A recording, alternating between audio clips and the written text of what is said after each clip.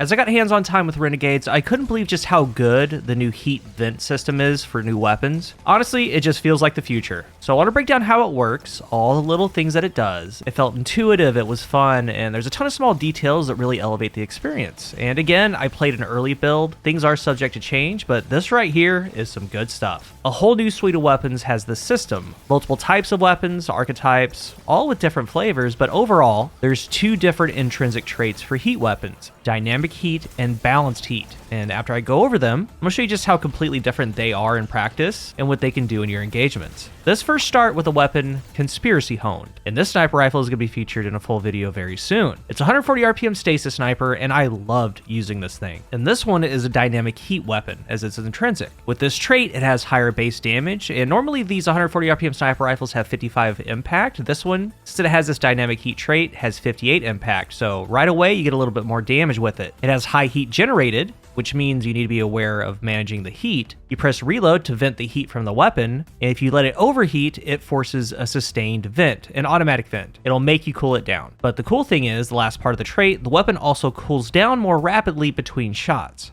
You can pace your firing in a way that keeps your damage output consistent, bypassing a vent. Then we have Zealous Ideal, another weapon that's going to be a part of another video. This one is a balanced heat weapon. The traits are very different. It deals increased damage against powerful combatants with very low heat generated. That means as it's shooting, it doesn't heat up as much. You get a lot of shots out. The same as before, you press reload to vent heat, and if you overheat, it forces a sustained vent. But here, manually venting at very high heat greatly increases venting speed. And the heat generation, like I said, is so low on these. You can really stretch out your firing before you even need to vent. We'll talk about the manual vent in a moment. But how do these systems work in-game? Well, there's three main components. Heat generated, and this is how much heat is generated per shot. Different weapons, perks, stats tweak this. Every single one of these weapons has a heat generation stat. So as you shoot, the heat builds up. When you reach 100%, the weapon forces that overheat vent. The second part of the system is the vent speed, how fast heat dissipates when you manually vent or hit an overheat. Essentially, it's your reload speed.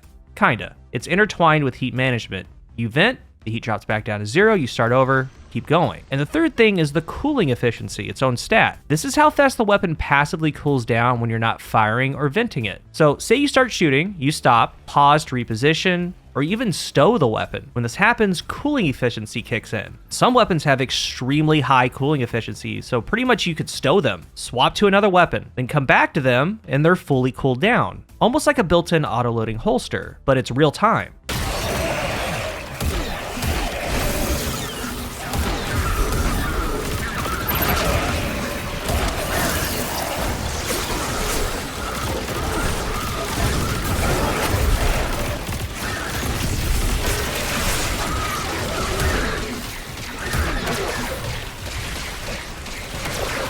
So the flow with these things, one of my favorite interactions is with reload perks, like Heal Clip.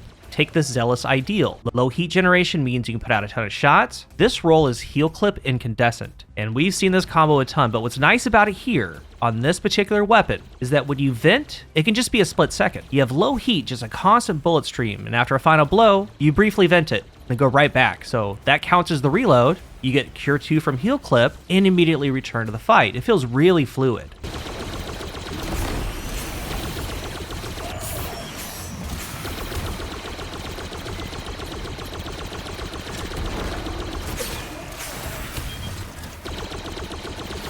And this quick vent reload also applies to Kill Clip, Volt Shot, any reload style perk. And when you do a quick vent with these perks, it just feels satisfying. As you generate heat, it's reaching that max threshold. You're going to hear a warning noise. It means your weapon's approaching high heat. It gives you a little sensory feedback.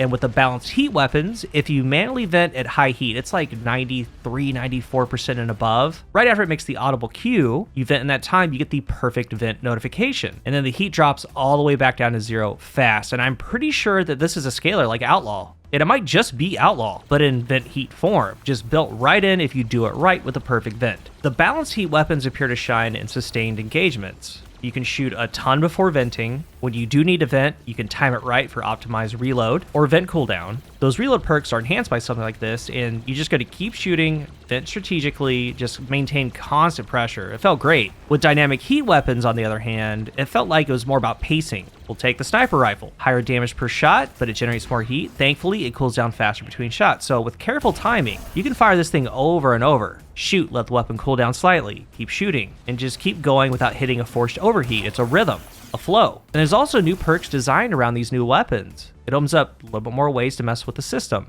And for all of them, there are batteries in the mag column, and these batteries can help with vent speed, helps heat generation, things like that. We also have some new perks for heat weapons, like cooling baubles. Collecting an elemental pickup or orb of power reduces weapon heat. Delicate tuning. While at low heat, the weapon gains improved range, handling, and accuracy. Thermal atomization. While at high heat, the weapon deals increased damage and causes targets to explode when defeated. In my testing, at high heat, it deals about 15% more damage, and there's a legitimate explosion that just downs surrounding enemies. Really cool. And on the sniper, the role that I had was delicate tuning in the third and thermal atomization in the fourth. So these perks together at low heat gives bonuses to range, accuracy, handling, and as you fire, you're generating heat. At high heat, you get more damage and potential AoE in those finals with the explosion. You combine that with its cooling efficiency, you just have a weapon that you just keep ripping off shots. And these weapons that have a really good cooling efficiency, these are the ones that you can stow and return to. You shoot until you get the heat high, switch weapons, handle other situations, then bring this thing back out. It's going to be ready to go immediately, back down to 0, or close to it. And some of the other heat weapons, aside from the sniper rifle and auto rifle, we have the bitter end machine gun,